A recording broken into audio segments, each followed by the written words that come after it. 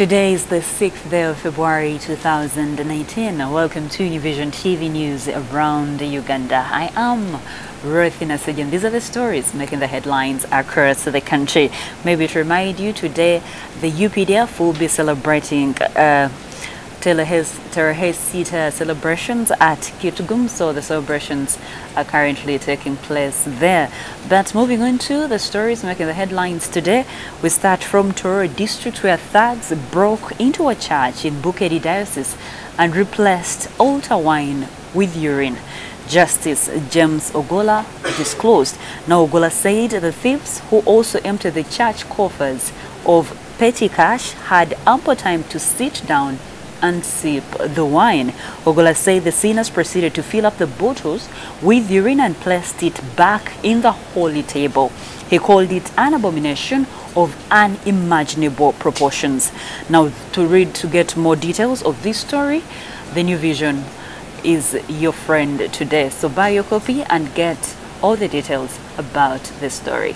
Crossing over to Hoima districts. Now tension is brewing in Hoima and Chikube districts following the death of a young man with symptoms similar to that of Ebola.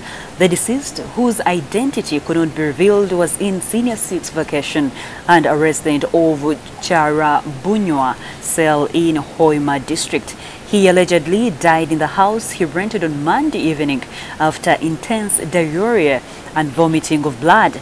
Hoima District Health Inspector Frederick Bienume said the deceased reportedly had red eyes and was passing watery stool and had high fever.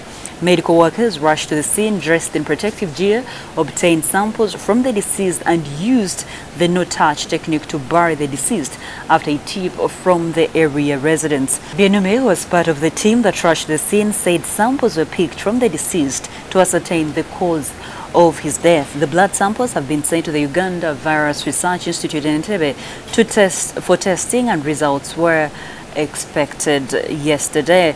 Now Dr. Joseph Runyoga, the district health officer of Hoima, however, ruled out an Ebola outbreak, adding that since August last year they had not received patients with similar symptoms. You're watching the news around Uganda. I am Ruthina. Let us continue looking at more stories making the headlines across the country, but let us first take a look at what is making the headlines into this copy of the New Vision.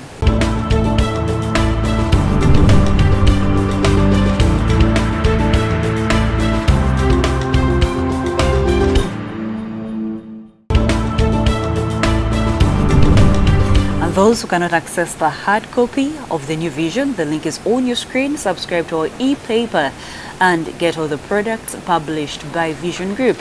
Those with smartphones, what you have to do is to go to your Play Store, download the Vision Group e-paper app and access Vision Group products. I am Ruthina Seja. You're still watching New Vision TV News around Uganda. A quick reminder, Harvest Money Expo is on this year. It is starting on the 15th of this month and it will be ending on the 17th of this same month. It will be at Nambola Stadium. Entrance fee will be 10,000 shillings and each training session will be 10,000 shillings.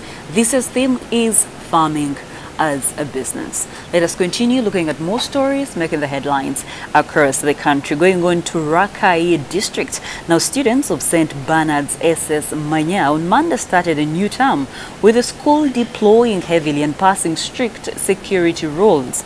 The school has deployed 15 of the number of the security officers to watch over the school security during day and night. Now the strictness follows a horrible fire accident that occurred on the night of November 11th, 2018, claiming at least 10 students and leaving 37 wounded. An unknown arsonists took advantage of the security lapses to sneak in the school and burnt the senior 3 dormitory using petrol. The 4 security guards at the time were working in 2 shifts, a pair in the night and the other during the day. Having learned the cause of the incident, Henry Soboga, the outgoing headmaster, said they had to add more people, more security guards for the safety of the students and their property. Closing off the bulletin is a story from Lira district where over 300 people residing at Muslim land in Lira municipality face eviction after they were given 6 months ultimatum with effect from November last year. The affected people include members of the Nubian community and people who were displaced during the Lord's Resistance Army insurgency, who are occupying part of the Muslim land located at Senior Quarters B Village, Senior Quarters Parish, Central Division in Lira Municipality. The Uganda Muslim Supreme Council has threatened to evict the 26 Nubian families with a total population of over 150 and 160 households of about 200 IDPs. The Uganda Nubian Consultative Forum General Secretary Ismail Karim has written a letter to the Principal Private Secretary of the President, now seeking the intervention of President Yoweri Museveni over the looming threat of eviction. The land in question has Langukoram Primary School with teachers' quarters and Lira Main Mosque. Now, the Nubian community settled in the land 3 decades ago and now have been given only 6 months. That started in November. The 26 Nubian families are part of the group of Ugandans of Nubian origin refugees who were in exile in Sudan and Zaire, which is Congo, following the fall of Amini's regime in 1979. That's all we had for you. Thank you for watching. Be sure to catch my news updates and other programs here on New Vision TV by visiting our website, which is www.newvision.co.ug/video. You can also follow us on social media. Facebook is The New Vision. Twitter is at New Vision Wire. Instagram is at New Vision Wire. And our YouTube channel is New Vision TV. Catch up with me on my Twitter handle. I am Roathy the Voice. Thank you for watching.